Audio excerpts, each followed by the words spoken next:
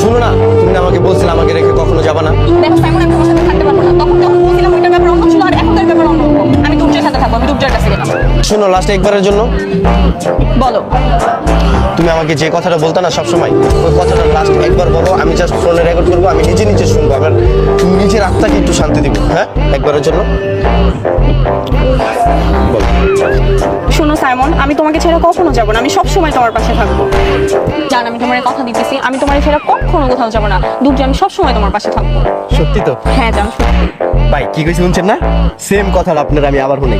শোনো সাইমন, আমি তোমাকে ছেড়ে কখনো যাবো না, আমি সবসময় তোমার এবার নাম পাশে কি কইছে?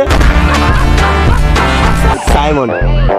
আমারে ভাই 5টা মিনিট আগে ভাই সেম কথাটা কইছে ভাই। হয়তো ভাই ভালো ভাইয়া না ভাই, সবার সেম সেম কথাই কয়, এই কথাই কয়, সবার কাছেই কয় আমি অন্যরকম ভাই, আমি অন্যরকম ভাই।